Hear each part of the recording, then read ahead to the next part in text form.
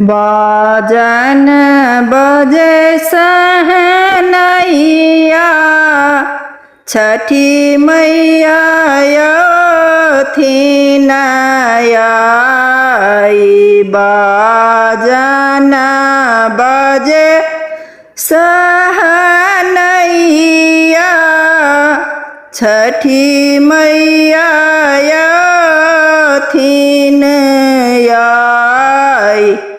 सभा में बैसल मोर ससुर जी मोने मोने खिसियाई।